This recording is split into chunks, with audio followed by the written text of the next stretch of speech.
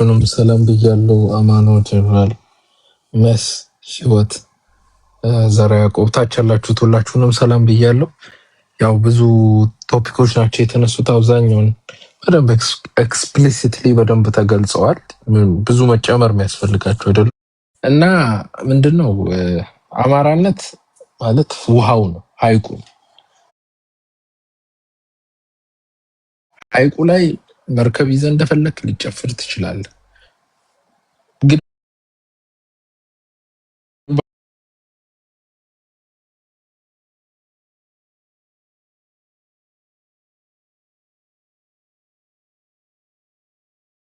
አማራው ስልጣን ይፈልጋል ሲባል ብዙ ሰው እንደሚያስበው የስልጣን ነዘመነ ስልጣን ሱስ አለባቸው።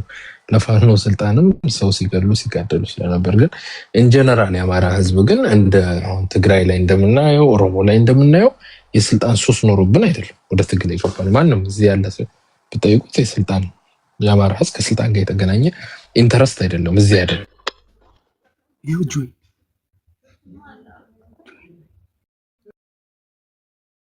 ጋው ልጁ ዋናው ዓላማ ምንድነው? ስልጣን የምትይዘው መዋቅራዊ ጀነሳይድ ወይ መዋቅራዊ ዘር ማጥፋት እየተፈጸመብን ነው። ስለዚህ ያንን መዋቅር ከተቆጣጠረን በኋላ ጀነሳይዱን እናስቆማለን። ሌላ እኮ ምንም ማለት አይደለም። ለምሳሌ አንድ ፖሊስ ጣቢያ ላይ ጥይት እየተኮሱ ከፖሊስ ጣቢያ ማህበረሰቡ የሚገሉት ከሆነ የመጀመሪያ የምታደርገው ያ ተኩስ እንዳይተኮስ ራስን ትከላከላለህ። ከዛን ግን ሁሌ እየተከላከልክ ሁሌ ሸምቀህ ሁሌ ትጥቅ ታጥቀህ ልትኖር አትችልም። ስለዚህ ምንድነው የምታደርገው? ትቆጣጠራለህ። አንተ ፖሊስ ትሆንና ሰላምን ታስጠብቃለህ ማለት ነው። የአማራ ህዝብ ትክክለኛ የስልጣን ኢንተረስት ከመዋቅራዊ ጥበቃ ማህበረሰባችን በሰላም ውሎ በሰላም የሚገባበትን ሰናሪዮ ወይም ሲቹዌሽን ወይም ሁናቴ መፍጠር ነው። ከዚህ ዘለለ አይደለም እንጂ የኦሮሞን ችግር የመፍታት የትግሬን ችግር የመፍታት ወይ ሌላውን ብሔር ብሔረሰብ ችግር የመፍታት ሱስ ሆኖብን አይደለም። የትኛው አማራ የሰው ችግር እንዲፈታ አልፈልግም። because we have enough problems ማለት ነው። ማንንም ለማስተዳደር የምንመጣ ሰዎች አይደለንም። የማስተዳደር ኢንተረስት የለንም። ችግር ራስ ትፈታለህ። ብሔር ብሔረሰብ ራስ ትፈታለህ። ችግር ያንተን ችግር ልንፈታ አንችልም። because እኛ የራሳችን ችግር ስላለ በዚህ ዘመን ስልጣን ማለት ያው ተራሽተህ ካልዘረፍክ በስተቀር አስተዳደርክ ማለት ችግር ፈታ ማለት ነው። ችግር መፍታት ደግሞ is very expensive ያ ነው ስለዚህ ስልጣን ራሱ በስልጣን ውስጥ ያለው ህዝብን ማገልገል ያ ነው እንግዲህ ትክክለኛ ሪል ታጋይ ህዝብን ማገልገል። ህዝብን ማገልገል ምን ማለት ነው ሲባል ማህበረሰብ ኢንተረስቶች አሉት፣ ጥያቄዎች አሉት። ለምሳሌ ወለጋ ያለ ህዝባችን ሁሌ እየታገለ ሁሌ መሳሪያ ይዞ ሊኖር አይችልም። ራሱ በራሱ ማስተዳደር ከቻለ የራሱ መዋቅራዊ ጥበቃ ይኖራል፣ የራሱ ፖሊስ ይኖራል፣ የራሱ ፍርድ ቤት ይኖራል፣ በቋንቋ ይጠቀማል፣ በሚያምናቸው ሰዎች ይጠበቃል።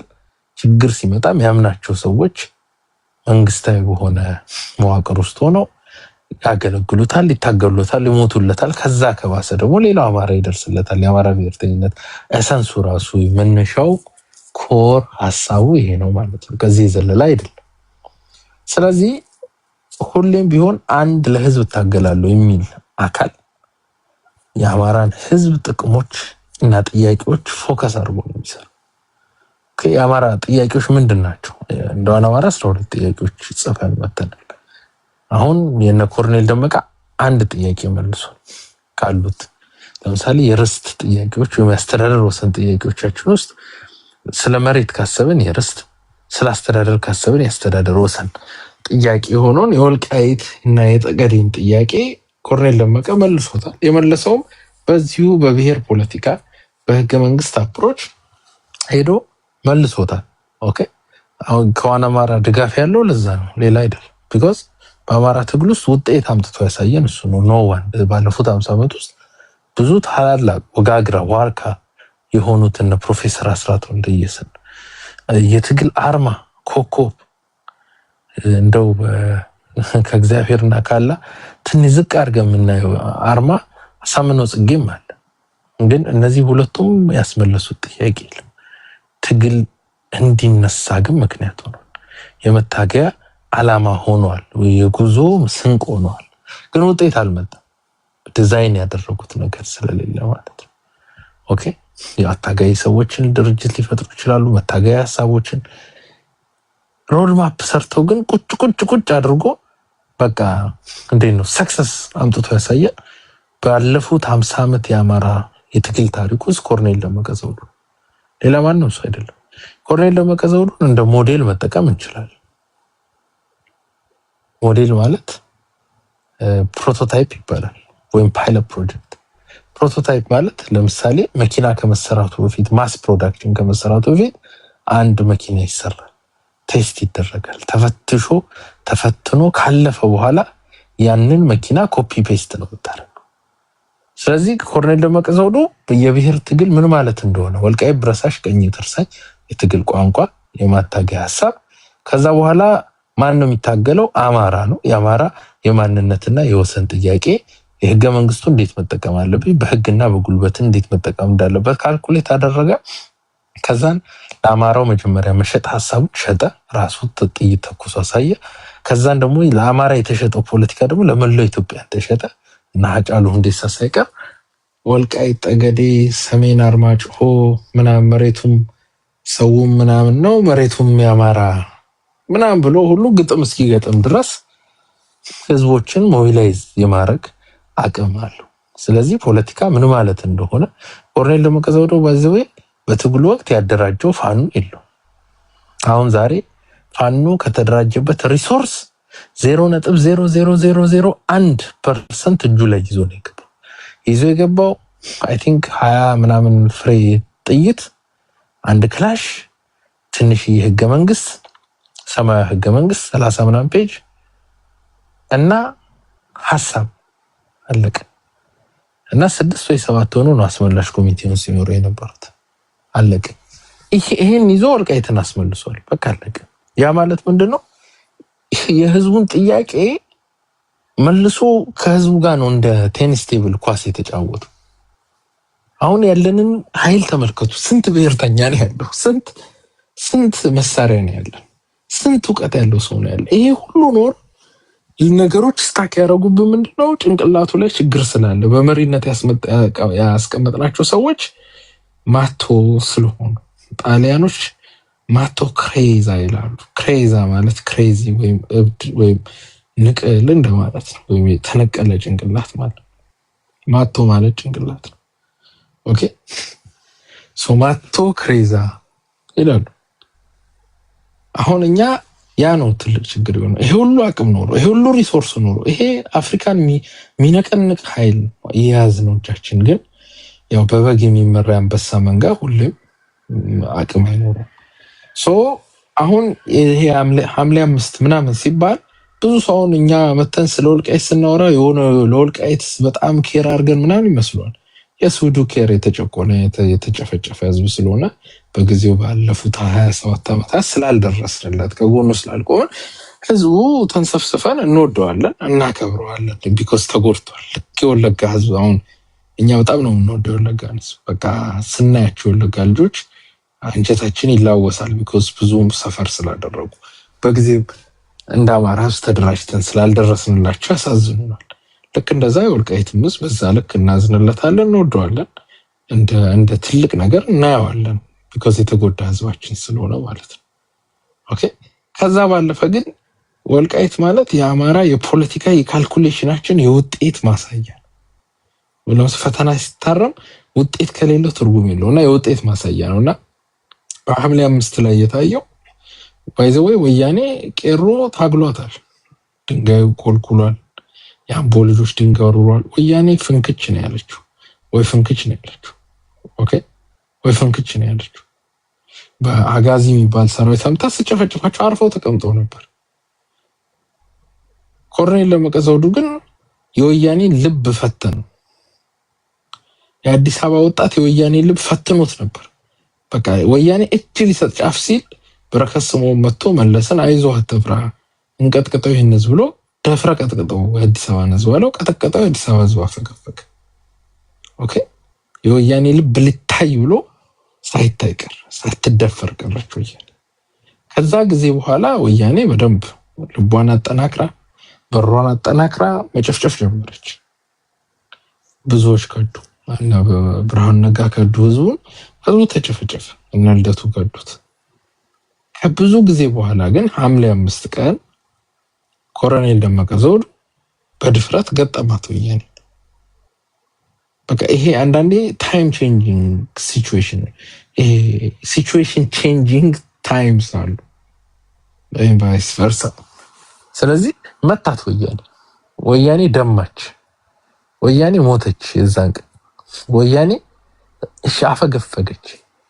በኢትዮጵያ ታሪክ ፎር ዘ ፈርስት ታይም ወያኔ ጎንደር ከተማ ላይ ገንፎ ቁጭ የሚባል ሰፈር ወይስ ቀበሌ 17 ተደብድባ 4 ኪሎን ይዛ መከላከያን ይዛ ተደብድባ ተገርፋ አስክሬኗን መሰብሰብ አቅቷት አለ የሚባለውን ኮማንዶን ይዛ አጋዚ ኮማንዶ ተመቶባት ከዛ በኋላ ከደመቀ ዘውዱ ጋር ተደራድራ በድርድሩ አቅም የለኝም ብላ ኮሎኔል ደመቀ ዘውዱ ከአማራ ክልል አይወጣም ብላ ምላ ይቅርታ ጠይቃ ተዋርዳ ሄደች።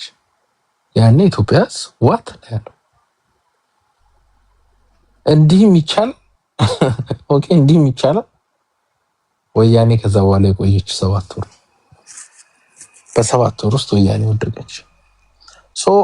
ሐምሌ 5 ማለት አማራ የገነገነውን አማራዎች ሰው አገር ሄደው እንኳን ለምነው ተውት ሰርተው ለምነው ስለ ማርያም ስለ እግዚአብሔር ስለ አላህ ብለው ለምነው እንዳይበሉ እንኳን በየቦታው ሄዳ አማራ ሰይጣን ነው፣ አማራ ጭራቅ ነው፣ አማራ ጡት ቆርጧል፣ አማራ የብሔር ብሔረሰብ ጨቋይ ነው እያለች አስተምራ ነበር ወያኔ። የኦሮሞ ልጆች መዝሙራቸውን የጻፈው ኦህዴድ አይደለም፣ መዝሙራቸውን የጻፈው ወያኔ ነው። ያው ወያኔ ነው ያከብሩ ኦህዴዶች። የቡርቃ ዝምታን የጻፉት ኤርትራኖችና ወያኔዎች ናቸው በጋር።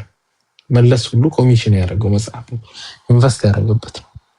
ያላረጉት ነገር የለም። ኦኬ ያላረጉት ነገር ግን ኢማጂን አማራ ህዝብ ክልል ውስጥ መሬቱን ነጠቁት፣ ወልቃይትን ነጠቁት፣ ራያን ነጠቁት፣ ሸዋን ነጠቁት፣ መተከል ነጠቁት። ከክልሉ ውስጥ ደግሞ ከነጠቁት በኋላ ደግሞ በጥጉ ከክልሉ ውስጥ ደግሞ ውስጥ ኦሮሞ ልዩ ዞን ከሚሴ ባይዘው ከሚሴ አማሮች ከተማ ነበር። ከሚሴ ኦሮሞች የሚኖሩት የነበረው እንትን ነው፣ አርጡማ ፉርሲ ነው። ከዛው እዛም የሚኖሩት አንትኖች ናቸው። ይሄ ምንድነው አርጎባዎች ናቸው። አሁን ብዙ እዚህ አማርኛ እንዲየና ቦሎ አክሰንት አለ አይደለ? እኛ ኦሮሞናን ምናምን የሚሉ አሉ በአማርኛ አክሰንት ማለት ነው። እነሱ አብዛኞቹ አርጎባ ናቸው እንዳትሸወዱ። አርጎባዎቹ በዛ ጊዜ አማራ ማለት ክርስቲያን፣ ኦኬ ሙስሊም ማለት ኦሮሞ ነው የሚመስላቸው። ስለዚህ ሙስሊሞች ስለነበሩ የእምነት ፉክክር አድርገውት ኦሮሞ ነን ብለው ተቆጠሩ። ዛሬ ድረስ ብዙ አርጎባዎች ኦሮሞ እንደሆኑ ነው የሚያስቡት። ያውቁታል አርጎባ እንደሆነ። ከሚሴ ብትሄዱ ሙሉ አርጎባ ነው ብዛት ያለው። ኦሮሞ ነው የሚለው እንዳለ አርጎባ ነው እንጂ ኦሮሞ የለም። እና እዛ ከሚሴ ላይ እንትን የሚባል ሰራዊት እነገዱ ያሉበት የሚባለው ይሄ ነው። እንግዲህ የነሱ ኃጢአት ይገለጽ ከተባለ ዋለሊ የሚባል ሰራዊት አምጥተው ከሚሴ ያለን አማራ ጨፈጨፉት። የወያኔ ሰራዊት ማለት ነው። ዋለሊ መኮንን የሚባል ሰራዊት ሶማቶ ይሄን ሁሉ ማነሳላችሁ ለምንድን ነው? አንደርስታንድ እንድታረጉት። ኦኬ ስለዚህ አማራን መሬቱን ወሰዱበት፣ ክልል እንስጥ ብለው መሬቱን ቁርስርስ አድርገው ከተማውን አዲስ አበባን ወስደው ከዛ በኋላ ደግሞ አማራ ክልል ደግሞ በግድ ኦሮሞ የሚባል ብሔር ዞን አለው ብለው የሌለ አሁን የወሎ ኦሮሞ ነው ብሎ መጥቶ የሚያናገራችሁ ኦሮሞ የተባለው ኦሮምኛ ትንሽ ይችላል እና ያማላ እዚህ አይታችኋቸዋል። ኦሮሞ ነን የሚሉት ከዚህ ከወሎ አማሮች ይበልጣል አማርኛቸው። ሰዎቹ አይደር አርጎባ ናቸው ወይ ኦሮሞ ነው አማራ ናቸው ልጆቹ ራሱ በደንብ ዲብዳውን ብታጣሯቸው። ኦኬ እኔ ግን በደንብ አውቀዋለሁ አርጎባ እንደሆነ። ኦሮሞ ነው የሚለው በሙሉ ማለት ይቻላል 90% ከሚሴ ላይ ያለው አርጎባ ነው። አሁን ውጊያ መጥተው የሚዋጉት ምናምን ራሳቸው አርጎባዎች ናቸው። ኖታ እንትን ኦሮሞ አይደለም። ኦሮሞ እንደዚህ ይዋግ ኦኬ። አርጎባዎቹ ደግሞ ደወር ላይ ከአማራ ጋር በጣም ቅርብ የሆኑ በግራኝ አህመድ ጊዜ በጦርነት የመጡ ናቸው። ጎበዝ ተዋጊዎች ናቸው። ኦኬ ሶ ይሄ ሁሉ ያደረገችው ወያኔ ናት። ሰው ክልል ሄደን እንኳን ሌላ ክልል ፈጠረች። ኦሮሞ ተመኝቶት ማያውቀውን ክልል ሰጠችው። ህዝቡ ቁጥሩን የትየለሌ ያደረገችው በአንድ ህዝብ ቆጠራ 7 ሚሊዮን ኤክስ አሳደገችው። የአማራ ህዝብ እንግዲህ እኛ የምናውቀው አማራ ብዙ ሲወልድ ነው። እንግዲህ በአንድ ቤት ሚኒመም 4 ልጅ ይወለዳል።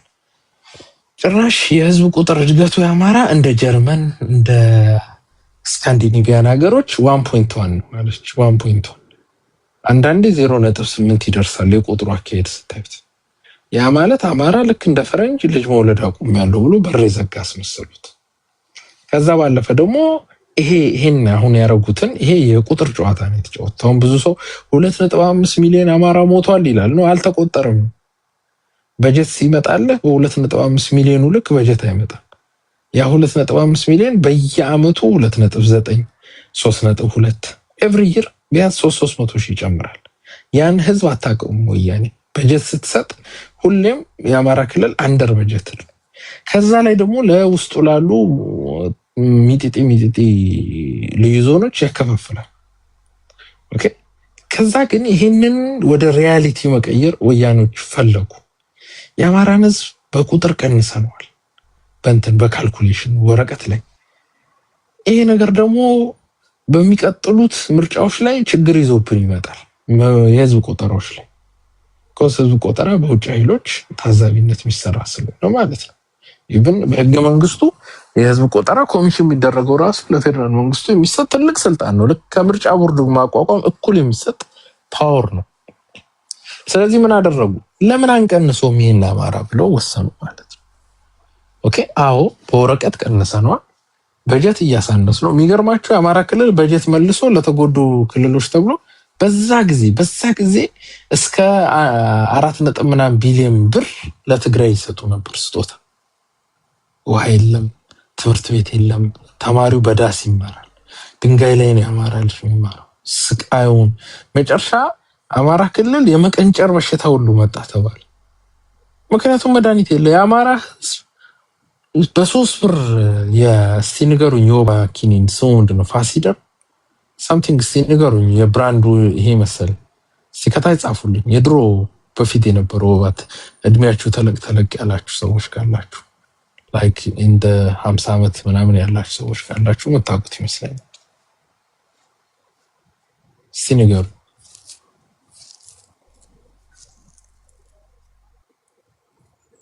ፋንሲደር ታንክ ዩ። ሶ የሚሸጠው መድኃኒቱ 2 ብር ነው። 2 ብር ኦኬ 2 ብር ጭንቅላታችሁ ሲያሱት 2 ብር። ቀጣይ ክሎሮኪን መሰለኝ ቀጥሎ የመጣው 2 ብር። በደንብ ይሄን 2 ብር የሚለውን ያዙት ህዝባችሁም እንደሆነበት እንድነግራችሁ። ኦኬ የአማራ ህዝብ ቁጥሩ ይቀንስ ተብሎ በ2 ብር የአማራ አርሶ አደር ኧረ ተንገበገብኩኝ ተቃጠልኩ እያለ ለምን ወባ ያንቀጠቅጣል። ኦኬ ወባ ብርድ ይላል፣ ያንቀጠቅጣል። ፊቨሩ በጣም ከባድ ነው። ራስ ምታቱ ከባድ። ኦኬ ከባድ በጣም ባይዘዌ እነዘመነ የሰሩት ኃጢአት አዳምና ሔዋን ከገነት ከተባረሩበት ኃጢአት የሚብሰው ከዚህ በኋላ የምናገረውን በደንብ እያደመጣችሁ ስትሄዱ ነው። ሶ መድኃኒቱ የሚሸጠው 2 የኢትዮጵያ ብር ነው። 2 ብር በዛ ጊዜ ዳቦ ነው የሚገዛው። አንድ ቆንጆ ዳቦ ይገዛል በዛ ጊዜ አዲስ አበባ ላይ አንድ ተለቅ ያለ 2 ብር የሚቆራረጥ ዳቦ ይገዛል። እሱን ገንዘብ ቢኮዝ በጀት ስለለ አንደር በጀት ስለሆነ ክልሉ አሜሪካኑ አውሮፓን ዩኒየኑ በእርዳታ እንኳን ለ2 ብር መድኃኒት በኢትዮጵያ ህዝብ ልክ ቁጥር መስጠት ይችላል። ኦኬ ለአማራ ክልል ግን እንዳይሰጥ ተደርጎ የሚገርማችሁ ያቺ 2 ብር መድኃኒት እንዳትሸጥ እንዳትደርስ መልሰው ይገዙታል። ከጤና ጣቢያ ምናምን ያጠፉታል። መልሰው ይገዙና እንትን ይከፍታሉ። ምንድነው ክሊኒክ ምናምን። ያችን መድኃኒት አጥቶ የአማራ አርሶ አደር ከገጠር መንገድ የለው ቢኮዝ አንደር በጀት ነው ክልሉ። ይሄ እኮ ናዚኮ እንደዚህ ያላረገም እስራኤሎች በዚህ ልክ መንገድ የለም ይታመማል። ከዛም በእንጨት ተሸክመው አርሶ አደር የምታውቁት የአማራ አርሶ አደር ቁምጣውን አድርጎ 20-30 ኪሎ ሜትር ተሸክሞት ይሄዳል። ሰውየው አረ ራሴን፣ አረ ወገቤን፣ አረ ተንቀጠቀጥኩ፣ አረ ሞትኩ እያል ይሄ ማለት ልንገራችሁ ጓንታናሞ ቤ የሰው ልጅ ለመሰቃየት ቢገባ እንኳን በዚህ ልክ አይሰቃይ። አረ ራሴን ሞትኩ፣ አረ ሰውነቴ፣ አረ እጄ ተንቀጠቀጠ፣ አረ ልጆቼ ዛልኩ እያለ ኦኬ እያለ አርሶ አደር ተሸክሞት አይዞ ይላል። አርሶ አደሩ አይዞ እስቲ እንትን ስጡት። ሴቶችን ሚስት እየተከተለች ልጅ የ1 ዓመት የ2 ዓመት የ3 ዓመት አርሶ አደር ነው ልጆች አሉት እያለቀሱ የአባታቸውን ፍቅር ሳይጠግቡ በእንጨት አልጋ ተሸክሞት ከተማ ይመጣል። ሆስፒታል አልጋ የለም፣ ሆስፒታል የለም። አንደር በጀት አድርገውታል። ለምን ቁጥሩ ቀንሰውታል። ኦኬ በቂ በጀት ፐርሄድ ነው በጀት የሚሰራው ስለሌላ አይዳረስም። የተረገመ ደግሞ ብአዴን አለ ገንዘቡን ጭራሽ ይምነሸነሽበታል። ያ እንደዛ ሲሰቃይ ከገጠር ጀምሮ 20-30 ኪሎ ሜትር በእግር በጭቃ በምን የመጣው ሚስቱን ኦኬ ልጆቹን ጥሎ የመጣው እዛ ሆስፒታል ደርሶ የክኒን 2 ብር መክፈል አቅቶት ይሞታል። እኔ ፐርሰናል ዶክተር መሆን ያልፈለኩበት ኦኬ ሕክምና ያልገባውበት ምክንያት ውጤቴ ቶፕ የነበረ ውጤት ነበር።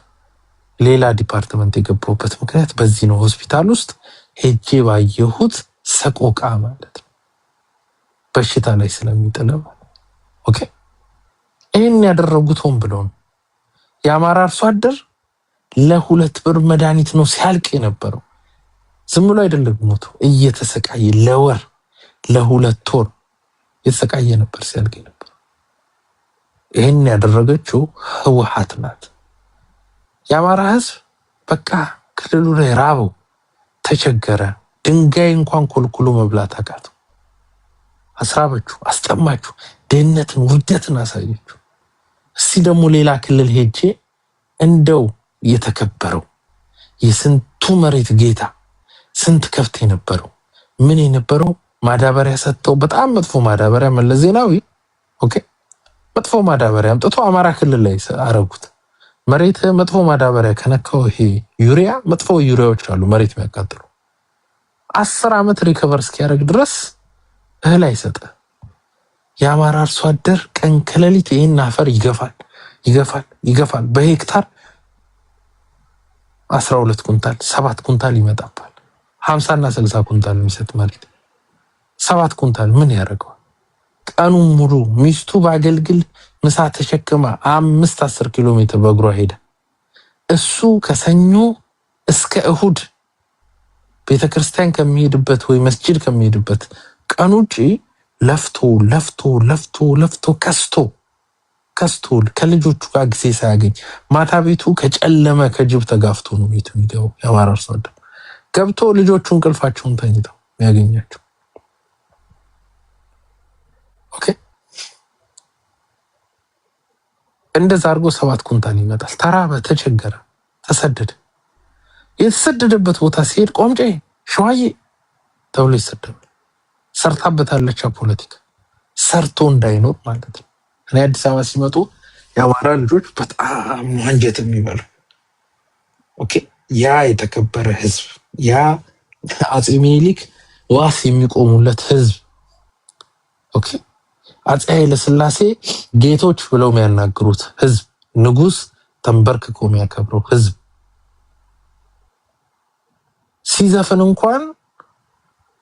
ሲዘፈን ውስጥ እንኳን እንግዳ መጥቶብኝ ያውም የጎንደር ሰው ያለ ጤፍ እንጀራ ያለ እርጎ ማይቀም ሰው ከምግብ እንኳን እርጎና እንጀራ ከጤፍ እንኳን ማኛ የሚመርጠው የአማራ ህዝብ የሚበላው አጥቶ ተጣለ፣ ተዋረደ።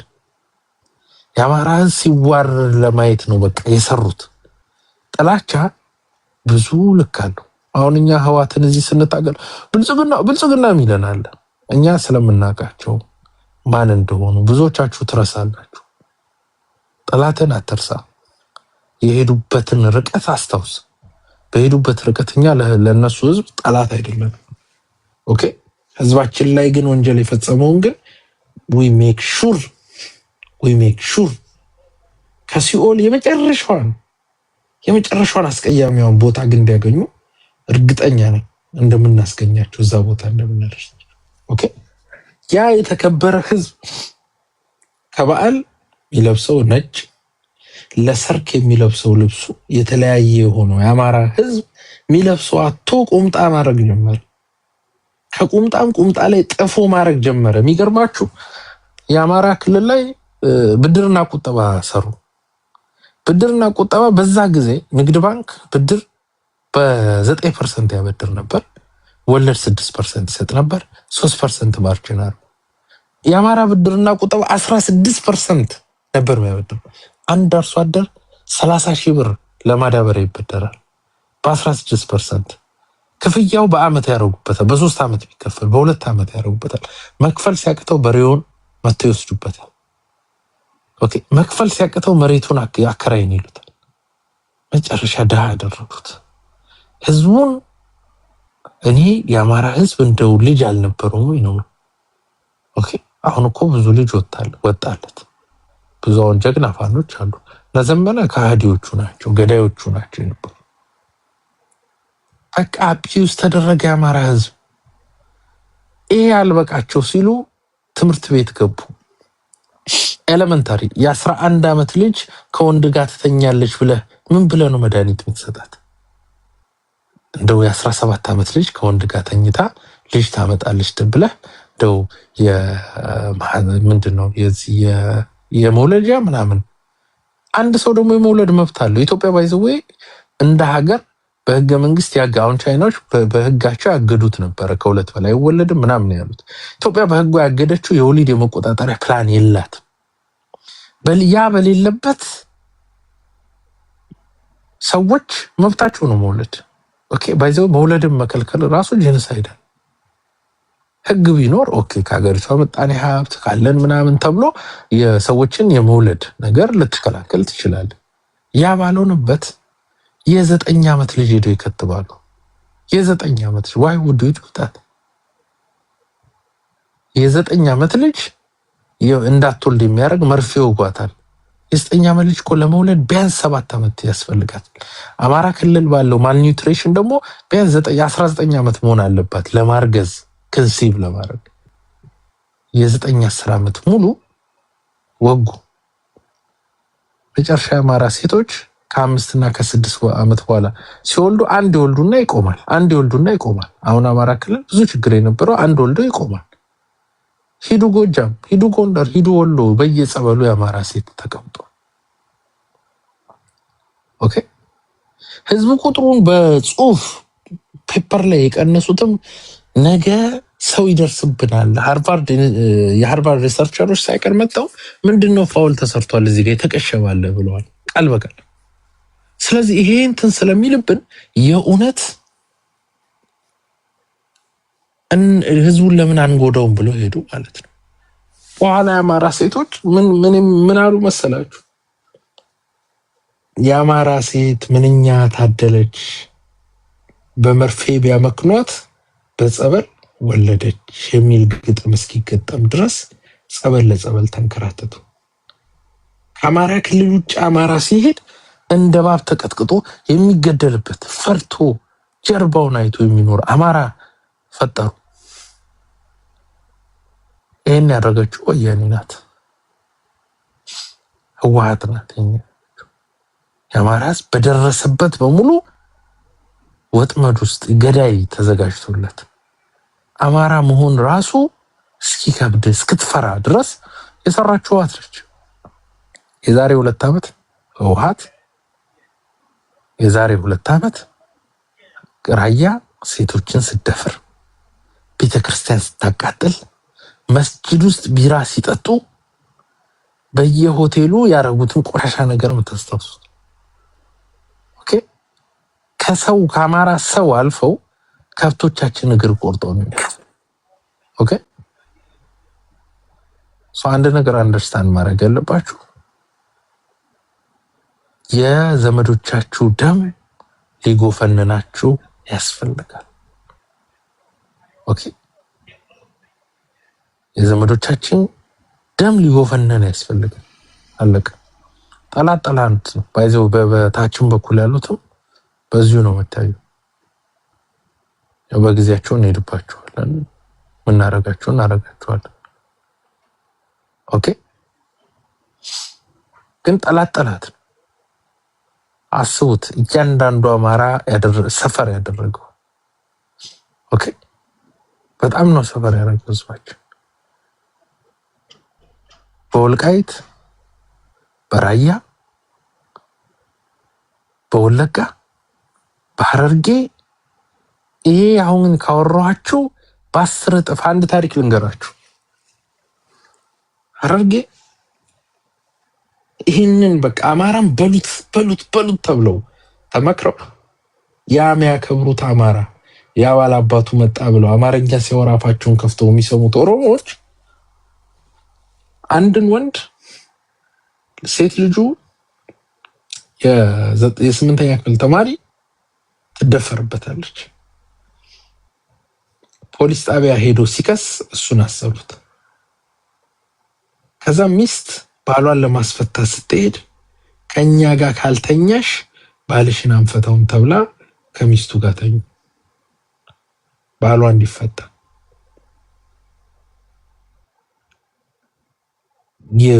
የውርደት ውስጥ ነው የከተቱ ኮሽ ባለ ቁጥር አማራ መግደል ገነት ወይ ጀነት የሚያስገባ ይመስል ብሔር ብሔረሰቡ ሰይፉን እየሳለ ይወጣል ብሔር ብሔረሰቡ እንደ እንስሳ እየተነሳ አማራን ማረድ ታሪክ ይመስላል አጫሉ ሲሞት ወጥቶ አማራን መግደል ነው እገሌ እንተናል አማራን መግደል ነው ኦኬ ይሄን ያክል ልቡ ያበጠ ብሔር ብሔረሰብ ላያችን ላይ ፈጣ አማራን መግደል ጽድቅ የሚያደርግ ጀነት ገነት የሚያስገባ አስመስለው ለብሔር ብሔረሰቡ ሰሩት አሁን ይሞክራን ይላል አሁን ተቆረጣለህ እንደዛ አስባለሁ ትል ብሔር ብሔረሰብ ካለ ዘረ ነው የሚያልቅ እንዳደፍር ህዋት በሰጣች ዘላለው ነጥራለው ትል እናነጥራለ ነው ኦኬ ሶ ያኔ የቀለበስ ተመልሰን ግን ወደዛ ልንገባች ያ ክፉ ቀን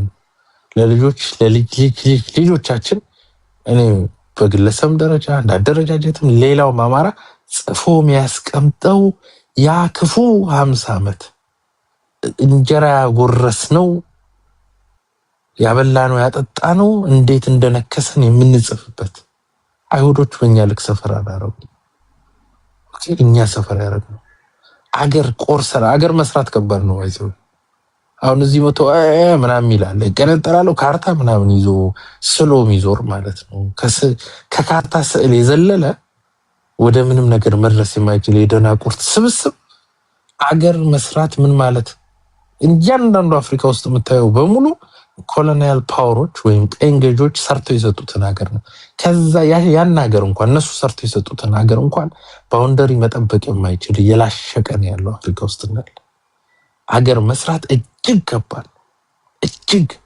አሜሪካ ብትሄዱ ጆርጅ ዋሽንግተን ሲሉ እንደ ትልቅ እንደ አማልክት ነው የሚታየው ከእግዚአብሔር ከአላህ ትንሽ ዝቅ ብሎ ነው የሚታየው and he deserve it ኦኬ ወደ ጣሊያን ስትሄዱ ጁሴፔ ጋሪባልዲ ጁሴፔ ማንሲኒ ትልቅ አርማዎች ናቸው ሀገር ሰርተዋል ተብሎ ስለሚታሰብ ሚኒሊክ የሸዋው ፀሐይ ሚኒሊክ ሀገር ሰርቶ ኦኬ ብትራብ ቤት ውስጥ እንድትራብ አየነው እኮ ኤርትራ ሀገር መስራት በጣም ከባድ ነው ተከላክሎ ከባርነት አድኖ በጅራፍ እየተገረፍክ በሳንቲም አንድ ቦታ አይደለም የምትሸጠው ባይዘው 50 ቦታ ነው የምትሸጠው። ለምሳሌ ጣሊያን ገዝቶ ቢሆን ኖሮ ከኢትዮጵያ ትሸጣለህ፣ ከዛ አረብ ሀገር ላይ ትደርሳለህ።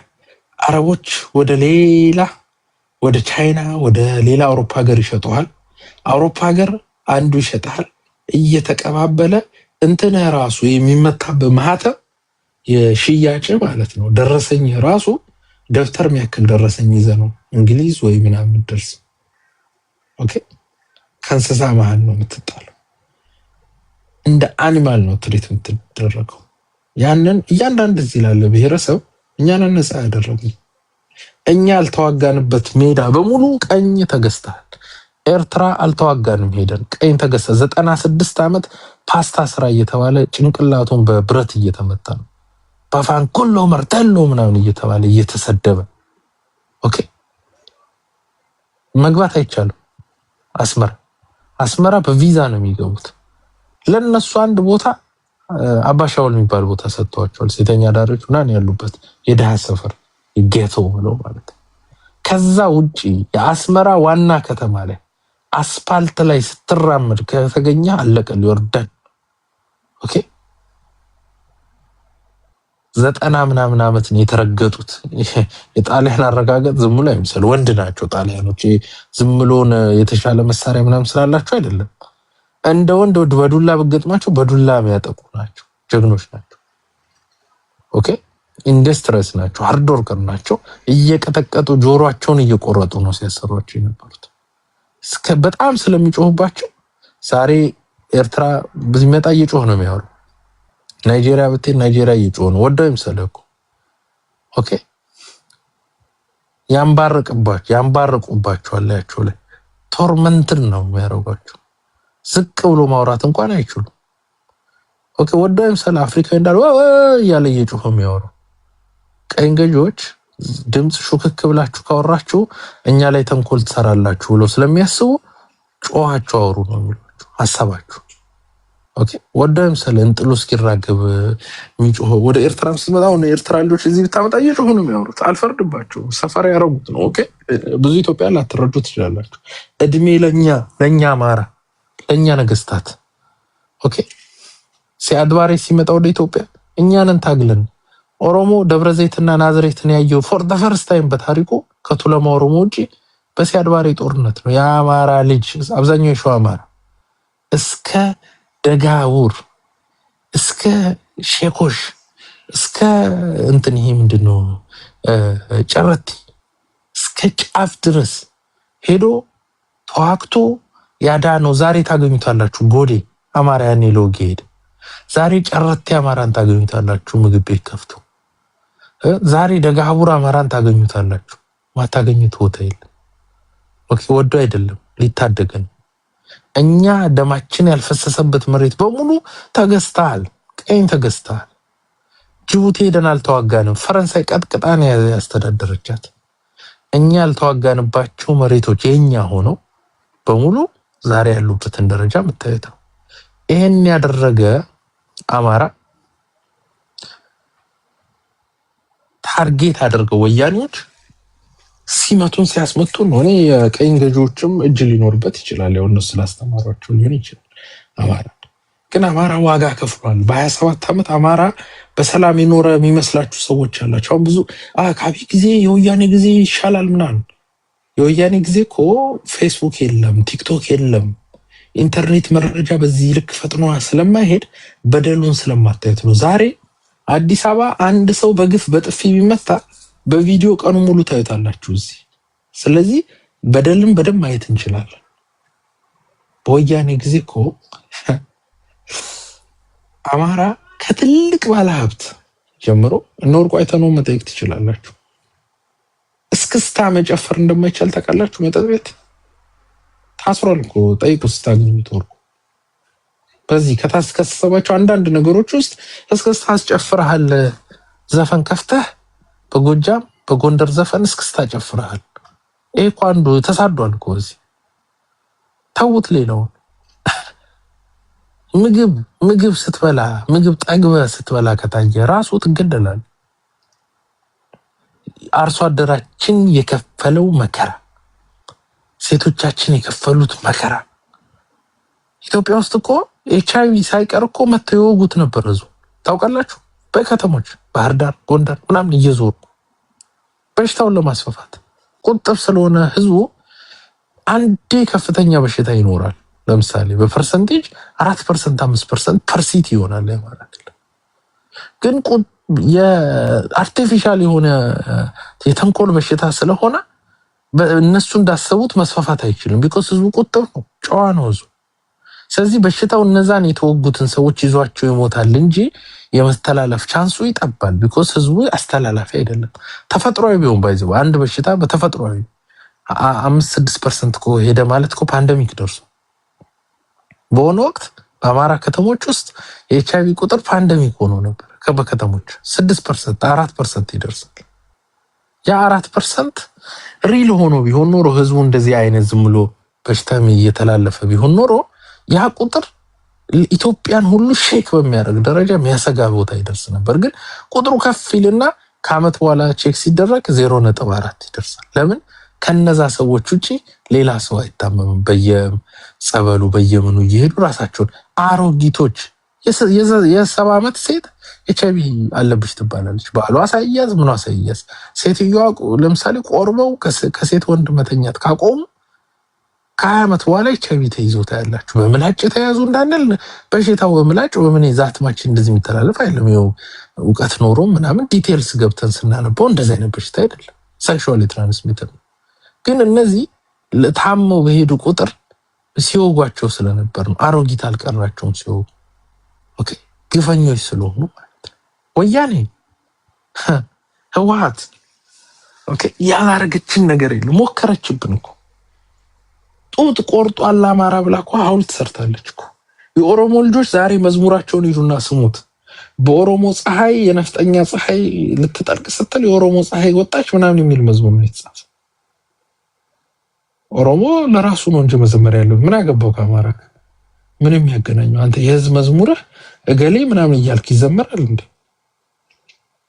ይሄን ሁሉ ሰርተው ኦኬ የሄዱ ሰዎች ናቸው። ዛሬ አሁን በአብይ ጊዜ ሁሉ ነገር ፊት ለፊት ስለሚታይ በወያኔ ጊዜ ምንም ያልሆነ ሊመስለን ይችላል። ኦኬ በወያኔ ጊዜ ያልሆነው የለም። አሁን ካለው የሚተናነስ አይደለም። መፈናቀል እንዳላችሁት የወልቃይት ህዝብ የራያ ህዝብ እኮ ዛሬ አረብ ሀገር ነኝ ለመጀመሪያ ጊዜ ዱባይ ሲሄድ በጣም ያንጎኝ ነው። ቁጭ በል ሀበሻ ሳይው ራያ ነው ወይ ነው የሚሉ አረቦቹ። ኦኬ በጣም ያንጎኝ ነው። ራያ ነው ወይ የሚሉት የራያ ህዝብ ተሰዷል እኮ። ዱ ዩ ጋይስ ኖ ራያ ምን ይሰሩ ይመስላችሁ? እስቲ ከታይ ጻፉልኝ። ወያኔዎች አንድ ትልቅ ስራ ሰርተዋል። አንድ ትልቅ ፕሮጀክት ራያ ላይ ከታይ ጻፉልኝ። ምን ይሰሩ ይመስላችኋል?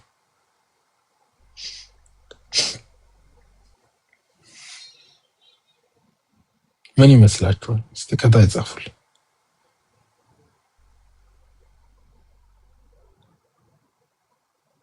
አይ ቲንክ ማንም ያውቀው ያለ አይመስለኝም።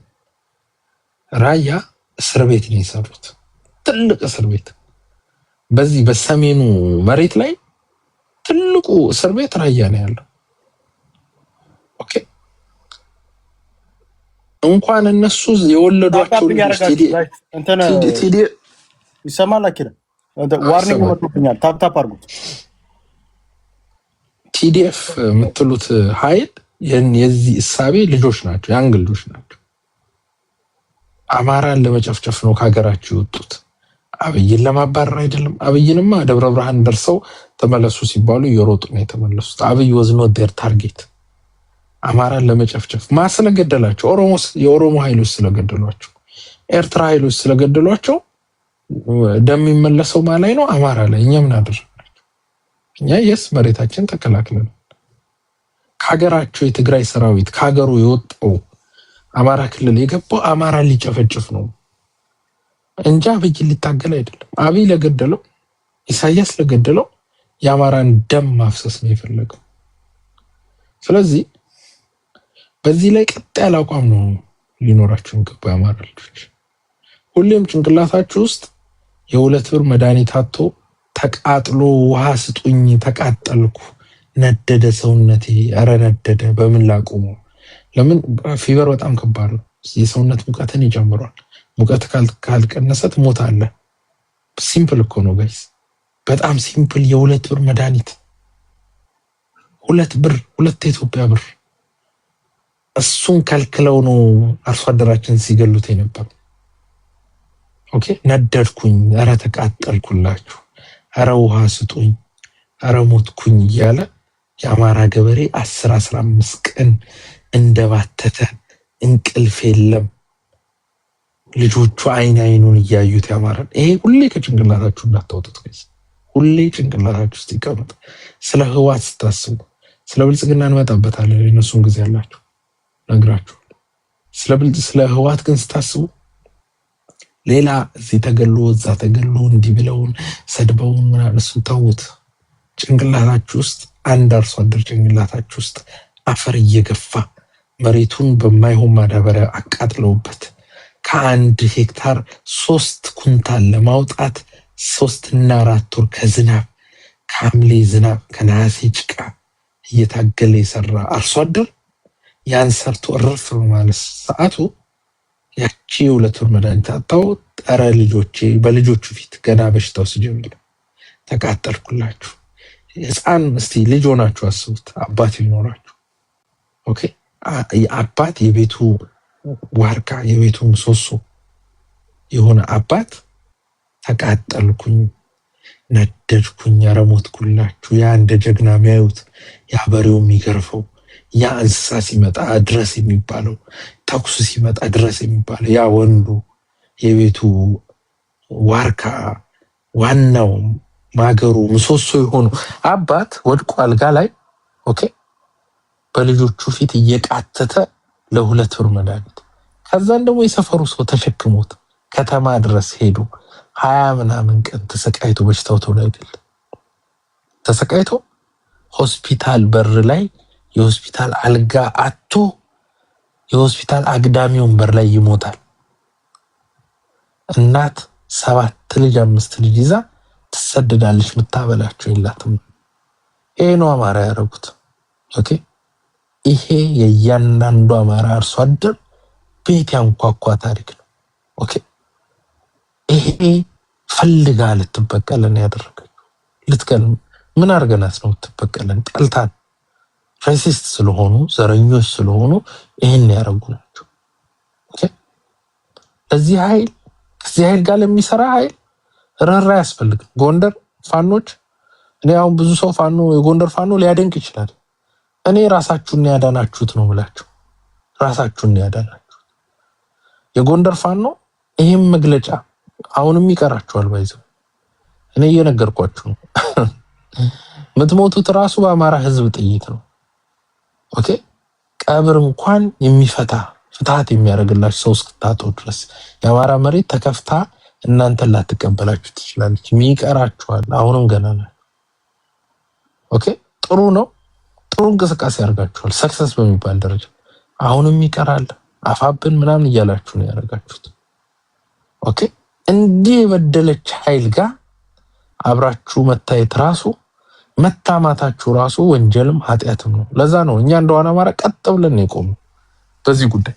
ቀጥ ብለን ብልጽግና ብትለን ማብትለን አልደነቀንም። ቀጥ ብለን ኦኬ ሌላውም አማራ ሸዋም ያለ የሸቴ ሞገስን ድምጽ ሄዳችሁ አስታውሱት። ኦኬ ሁላችሁም በጊዜ መውጣት አለባችሁ። ካልሆነ የአማራ ጠላት ናችሁ። ኦኬ የምትታገሉት ለስልጣን ከሆነ ተደራድረህ ስልጣን የሚከለክል ያለ አይመስልም። ሰውየውም አብይ ደጋግሞ ስልጣን እንደሚሰጣችሁ ነው የሚናገረው። የሚከለክል አይነት ሰውም አይደለም። ኦኬ ከህወሓት ጋር ሆነ ስልጣን አገኛለሁ በሚል የአማራን ህዝብ ልትማግድ ነው። ራሱ እንዴት ህሊናችሁ ፈቀደላችሁ? አብራችሁ እንጀራ ለመብላት እንደው እህቶቻችሁን ድፈሯቸው ብሎ ከላከ ኮሎኔልና ጀነራል ጋር እንዴት ልባችሁ ፈቀደ ለመብላት? ኦኬ ከብልጽግና ጋር እኮ ተጣልተን ነው፣ ውጊያ ገጥመን እኮ ነው፣ ጸብ ይዘን እኮ ነው። ኦኬ ጸብ ይዘን እኮ ነው። እነዛ እኮ አልነካናቸው። ጸብ ይባል እኮ የለም። ኢንተረስት እኮ አልነበረንም ከወያኔዎች። የአማራ ህዝብ በወያኔ ጊዜ ስልጣን አይፈልግ፣ ብር አይፈልግ፣ መሬቱ ሲቆረስበት ዝም መሬት አይፈልግ። የአማራ ህዝብ ሁሉን ሰጥቼ በሰላም ኑሩ እኮ ነው ያለው። አሁን እኮ እኛ ኢንተረስት አለን። ወልቃይተኛ ነው እንዳለን፣ ራያኛ ነው፣ አዲስ አበባኛ ነው፣ ወለጋ ምናምን ብዙ ኢንተረስት እንኳ አለን እኮ። ለጸብም እኮ አለ የጸብ ምክንያቶች አሉ። ብንጣላ ብንጋደል ያኔ እኮ ምንም አልነበረም። አላህ ያውቃል እግዚአብሔር ያውቃል የሚል ህዝብ ነው የነበረው። በዛ ጊዜ ነው ሲጨፈጭፉ ነው የነበሩት። ስለዚህ የጎንደር እስ ይቀራል፣ ግን ጥሩ ፍጥነት ላይ ናቸው የሚመስላችሁ። አሁን የጎንደር ፋኖ ምናምን ታግላችሁ አማራ ምናምን ነፃ ወጣችሁ ተው፣ እሱ ሳክስ ነው የምታወጡት ነፃ የለም። የእሱ ፖቴንሻልም የላችሁ አይነታት። ራሳችሁን ግን ታድናላችሁ። ራሳችሁን ከታሪክ ኪሳራ ታድናላችሁ። ራሳችሁን ከውርደት ታድናላችሁ። ኦኬ ራሳችሁ እኔ አሁን ኦኬ አልፋችኋለሁ። ብዙም አማራ ህዝብ ያልፋችኋል። ከሌላው ከፋኖ ካለ አደረጃጀት ራሳችሁን ቢያንስ የአማራ ጠላት ጋር እንደማትቆሙ አሳይታችኋል። ከብልጽግና ጋር እየተዋጋችሁ ነው፣ እሰይ። ከህወሓት ጋር እንደማታብሩ እያሳያችሁ ነው፣ እሰይ። ስለዚህ የአማራ ህዝብ የጎኑ ናችሁ ማለት ናችሁ። ሌላ ተፈራ ማሞ፣ ዘመነ፣ አስረስ፣ ምሬ እነዚህ በአማራ ህዝብ በታሪካችን ለዘመነ ካሴ ባንዳ የምትሰጠው ስም ባንዳ ብለው የምትሰጠው ከጥላት ላበረ ነው። ለምሳሌ ከአብይ ጋር ላበረ ባንዳ ነው። ህወሓት ግን ከነ አብይም ከነምንም ትበሳለች። አብይ ትርክት እኮ አልሰራብም፣ መጥቶ ነው የሚገል። በቃ ጠላት ነው አለቀ። ልክ ጣሊያን ወራሪ ኃይል መጥቶ እንደወረረ ጠላት ሆኖ ላጥፋ ብሎ እንደመጣው ነው። በቃ ልግዛ እየቀጠቀጥኩ እኔም ፈልጎን እያሰራው ትኖራለህ ብሎ ካልቀጠቀጥኩ ነው ያብይ። አሁን ከዚህ ጋር የሚሰራ ባንዳ ልትለው ትችላለህ። ከወያኔ ጋር ግን የሚሰራ የአማራ ህዝብ ባበላ ባጠጣ የራያ ህዝብ አስቀምጦ ቤቱ ደብቆ ባበላ የወልቃይት ህዝብ ባበላ ልንጨፍጨፈው ብሎ የመጡ ሰዎች ናቸው። እንረዳው ብሎ የመጡ ሰዎች። ስለዚህ እነዚህ ጋር መሰለፍ ጭራቅነት ነው። ኦኬ የአማራ ጠላትነት ብቻ አይደለም፣ ከዛ በላይ ስም ካለ ይሰጣል። ያንዳንዱ አማራ የተፈጸመብን ነገር ማስታወስ አለብን። ህወሓት የዓለም ሁሉ የፍትህ አደባባይ አቁመናት እንባችን ላይ ደርቅ ይችላል፣ አንጀታችን ላይ ርስ ይችላል፣ ትራማው ላይ ተወን ይችላል። ዱ ዩ ጋይስ ኖ ከወልቃይት የሚፈናቀሉ ሰዎች ሱዳን ይፈናቀላሉ፣ ሱዳን ይገባሉ። ሱዳን ውስጥ በሱዳን ፖሊስ ሴቶች ይደፈራሉ። ሱዳን ወንድ ሴት ልጆቹን ሚስቱን ይዞ ይሄዳል፣ ይሰደዳል፣ ህዋቶች እንዳይገሉ ብሎ። ሱዳን ላይ ተራ የሱዳን ወታደር ህዋቶች ገንዘብ እየሰጡ ጨፍጭፏቸው አዋርዷቸው ይሏቸው። የጀግና ወንድ ሚስቱ አይኑ እያየች ይደፈራል። ኦኬ ስንት ሀብት ያላቸው ሰዎች ተዋርደው ሴት ልጆቻቸው ተደፍረው፣ ወንዶቹ ብዙ ነገር ታውቃላችሁ። ሱዳን ሌላም ጉዳል ብዙ አቢዩዝ ተደርገዋል። ማህበረሰብ አረብ ሀገር መሄድ የራያ ልጅ በረሃውን በሙሉ እየተንከራተተ ግማሹ በረሃ ላይ ሞቱ፣ ግማሹ የአረብ መጫወቻ ሆኖ አረብ ከፎቅ ላይ ወረውረዋል። ኦኬ ያ ሁላ በረሃት ተጉዞ ሄዶ ከፎቅ ላይ ሴት እህቶቻችን ከፎቅ ላይ ወረውሯቸዋል። ኦኬ ይሄ ሁሉ መከራ ነው የታየው። ይሄን ያሳየችን ህወሓት ናት እንጂ አማራ ልጅ አንድ እንጀራ አንሶበት የሚያሰድር ነገር የለው መኖሪያ ስላልቻለ። ኦኬ ብቅ ሲል ሴቶች ብዙ ነገር ስለሚደረጉ መሄጃ ስላጡ ከሲኦል ሌላ ሲኦል ይሻለናል፣ በሀገራችን ከመዋረድ በሌላ ሀገር መዋረድ ይሻላል ብለው ሰው በማያውቀው ሀገር ለመዋረድ ወደ አረብ ሀገር ሄደዋል። ያንዳንዱ አረብ ሀገር ለምታዩት መከራ ሴቶቻችን ላይ የሚደርስ የጉልበት ብዝበዛ ምን ህዋቶች ናቸው ዋና ተጠያቂ። ኦኬ እንደ መንግስት እዛ ያለው በብዛት አማራ ስለሆነ ይበለው አረብ ብለው እንጂ እኮ በኤምባሲ በምን እኮ ፕሬሸር እያደረገ እንዴ በህገ ወጥም ይምጣ ህዝቤን ግን አትነካም ማለት ትችላለህ። ኦኬ ይቻላል እኮ አለ እኮ ዩናይትድ ኔሽን እኮ ፕሬሸር አንተ ባትችል በዩናይትድ ኔሽን በኩል በዩኤንኤችሲአር በኩል እኮ መረበሽ ትችላለህ። ይሄት ግን ምን ችግር አለው? አማራ ነው ይቆላ፣ በእሳት ይቃጠል ተብሎ የተወሰነበት ሰው ዛሬ እኛ እንደሆነ አማራጭ ክን ብለን ህወሓትን ስንታገል ሞኝ ሆነን አይምሰላችሁ። እያንዳንዷ ፔን ስለምትሰማ ነው። ደግሞ ወደዚህ ትግል ስንገባ በደንብ የአማራን ችግር አንብበን የአማራን ህዝብ ዳሰነው ችግሩን ተረድተን ነው ስለመጣ ኦኬ፣ ችግሩን ተረድተን ስለመጣ ነው። ሰው ዛሬ ላይ ለህወሓት አንድም ርህራሄ እንዳይኖራችሁ አንድም ተመልከቱ። አማራን ለመግደል ካላቸው ጉጉት የተነሳ ሱዳን ገቡ። አማራን ለመግደል ከትግራይ በኩል የእናት አባታቸውን እንጀራ እየበሉ በትግራይ በኩል ከመውጋት እስቲ ደግሞ የሱዳንን ቂጣ እየበላን የሱዳንን የፉል ምናምን ሻይ አረቄ እየጠጣን እንውጋው ብለው ይሄን የአማራ የፈረደበት የአማራ ህዝብ በሱዳን በኩል ሄደው በድሮን አለቁ ማለት ነው። ትናንትና የአብይ ድሮን የመታቸው፣ ዛሬ ደግሞ የአርኤስኤፍ ድሮን መቷቸው። ኦኬ፣ አንዳንዴ ጀሊሉ አለ፣ አላህ አለ በሰማይ፣ እግዚአብሔር አለ በሰማይ ይፈርዳል። እየተፈረደባቸው የአማራ ህዝብ በዚህ ሰዓት ከበባ ውስጥ እየገባ ነው። በህወሓት በኤርትራ በሱዳን እየገባ ነው። የጎንደሩ ኃይል ቀድሞ ተመቺ ነበር። ቀድሞ ሰዓቷ የሚቀምሳት ያ ነበር። ራሱን ለማውጣት ጥረት እያደረገ ነው። አፋብን ያለውን ነገር ለጊዜው ማቆም አለበት። በዛ አፋብን ስትሬት አፕ አላለ። የሸዋ ፋኖ ስትሬት አፕ አላረገም። የጎጃም ፋኖ ስትሬት አፕ አላለ። የወሎ ፋኖ ስትሬት አፕ እስኪያደርግ ድረስ አፋብን ማለት የማያስፈልግ ራስን ችለህ ትወጣለህ። ሌላውም ይወጣል። ስለዚህ ክፉ ቀን እየመጣ ነው። ያ የገደለን መከራ ተመልሶ የመጣ ነው።